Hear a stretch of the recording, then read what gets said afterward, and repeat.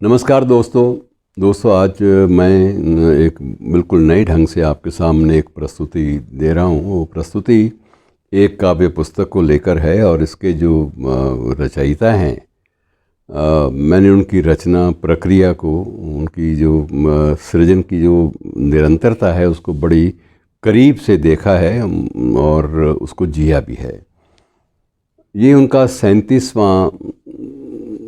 37वीं कृति है, मैं ये कह सकता हूँ। उनका जो स्वयं उन्होंने बताया कि ये मेरी 37वीं कृति है, लेकिन इसके अलावा भी वो साहित्यिक ज़िंदगी के साथ उनके सरोकार निरंतर लगातार बने रहे हैं और बहुत सारे ऐसे जो राष्ट्रीय स्तर के जो संस्थान है उनसे उनका निरंतर जुड़ाव जो है इस बात की पुष्टि करता है कि यदि आदमी लेखन में या लेखन के प्रति, कलम के प्रति समर्पित रहे तो ज़िंदगी में बहुत कुछ वो पा भी सकता है और बहुत कुछ दे भी सकता है, देने की स्थिति में होता है। ये उनका नया काव्य संग्रह है, काव्य संकलन है ये, और नया इतिहास रचेंगे। इसमें एक संकल्प की एक नव प्रस्तुति है और इसमें सबसे बड़ी बात यह है मित्रों कि इस कवि में माधव कौशिक, आप सब परिचित हैं इस नाम से, 16 गज़ल संग्रह, ये एक बहुत बड़ी बात होती है। 16 गज़ल संग्रह और उसमें अलग अलग बहर की कृतियाँ, अलग अलग बहर की रचनाएं, अलग अलग बहर की गज़लें, बिल्कुल नए तेवरों के साथ, जिसे आप कह सकते हैं नव गज़ल भी कह सकते हैं, नवगीत का समान है तो नव गज़ल भी कह सकते हैं।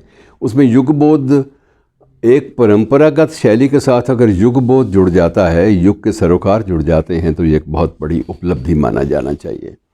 और विशेष रूप से मैं इसलिए भी उल्लेख करता हूँ कि माधव कौशिक उन लेखकों में से है जिनकी कृतियों को जो प्रकाशक मिले, जिन्होंने सम्मान के साथ प्रकाशित किया, उनमें अंतर्राष्ट्रीय स्तर के प्रकाशक भी बाकायदा शामिल हैं, उस पंक्ति में खड़े हैं जिस पंक्ति में इनकी कृतियाँ जो हैं वो प्रकाशन के लिए लालायित होते हैं वो लोग, प्रकाशन के लिए कृतियों को लेने के लिए, और वो जब छपती हैं तो उसके बाद चर्चा का विषय न केवल हमारे देश में बल्कि विश्व भर में बन जाती हैं अनुवादों के माध्यम से।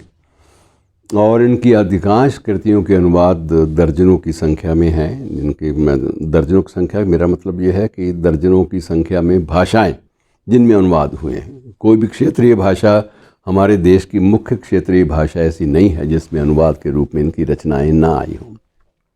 खंड काव्य भी लिखे और आने वाले वक्त में महाकाव्य की परिकल्पना भी इनकी लेखन के प्रति प्रतिबद्धता को उसका द्योतक है, और वो भी स्पष्ट है कि जल्दी ही, शीघ्र ही आपके हाथों में होगा और आप उस पर मनन कर सकेंगे।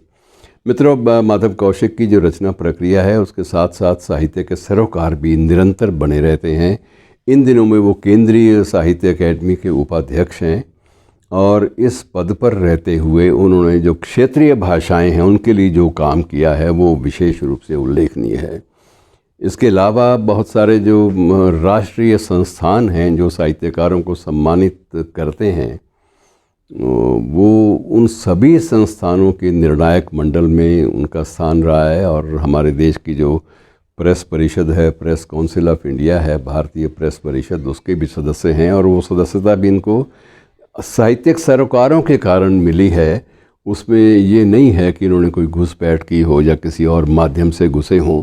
बाकायदा इनके जो अवदान है साहित्य के क्षेत्र में, उसके आधार पर इनको मिला है। और ये एक गर्व की बात होती है जब कोई भी साहित्यकार इस तरह से इतने व्यापक स्तर पर चर्चा का विषय बनता है। और मैं समझता हूँ कि इस समय माधव कौशिक उस कतार में है जिस कतार में अंतर्राष्ट्रीय स्तर पर कोई भी मान्यता जो है वो बहुत दूर नहीं होती।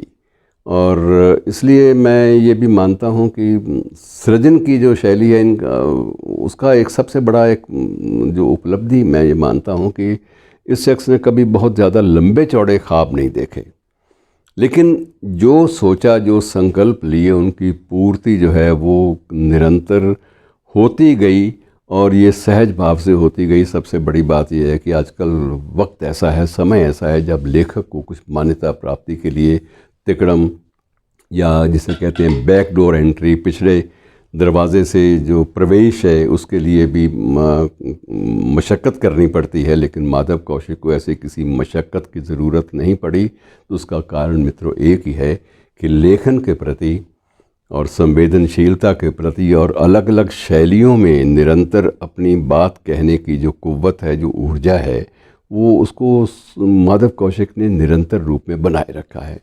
और इसी क्रम में मैं आज ये सौभाग्य है कि एकेडमी के परिसर में स्वयं माधव कौशिक निमंत्रण पे मौजूद हैं और उनसे मेरा ये आग्रह है कि इस कविता, उनकी कविता यात्रा के बारे में जो टिप्पणी की गई है मेरी ओर से, उस टिप्पणी के साथ साथ एक कोई भी रचना जो है वो भी आपके सामने प्रस्तुत करें, उनके मुंह से सुन लेते हैं। और ये एक बड़ा विचित्र अनुभव होगा, हम सब के लिए सुखद अनुभव होगा।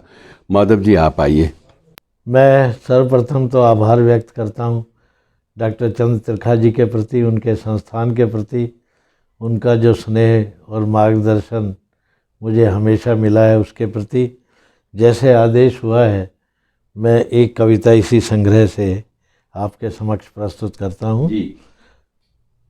होरी पूछ रहा है, आज़ादी का दिन है, होरी पूछ रहा है, क्या मैं भी आज़ाद हुआ हूँ। आज़ादी का दिन है, होरी पूछ रहा है, क्या मैं भी आज़ाद हुआ हूँ। मेरे हाथ पांव तो अब भी बंधे हुए हैं, जाति धर्म की जंजीरों से कसे हुए हैं। बेकारी बीमारी है, बेगार बहुत है, धनिया भी तो बूढ़ी है, लाचार बहुत है। मेरे हाथ पांव तो अब भी बंधे हुए हैं, जाति धर्म की जंजीरों से कसे हुए हैं। बेकारी बीमारी है, बेगार बहुत है, धनिया भी तो बूढ़ी है, लाचार बहुत है। कल पटवारी आया था बस धमकाने को, कल पटवारी आया था बस धमकाने को, दारोगा ने बोला है थाने आने को। खेतों में अब धान नहीं बस भूख उगी है, खेतों में अब धान नहीं बस भूख उगी है। सरेआम बनिए की होने लगी ठगी है, चलता हूँ तो सांस उखड़ती है रास्ते में, गांव में तो मौत ही मिलती है सस्ते में। चलता हूँ तो सांस उखड़ती है रास्ते में, गांव में तो मौत ही मिलती है सस्ते में। मैं तो पहले जैसा था अब भी वैसा हूँ, मैं तो पहले जैसा था अब भी वैसा हूँ। यूँ तो मैं भी शामिल हूँ इस उत्सव में, यूँ तो मैं भी शामिल हूँ इस उत्सव में। देख रहा हूँ डूब रही धरती वैभव में, लेकिन मेरे हिस्से में क्यों अंधियारा है, लेकिन मेरे हिस्से में क्यों अंधियारा है। आज़ादी का दिन है, होरी पूछ रहा है, आज़ादी का दिन है, होरी पूछ रहा है। धन्यवाद।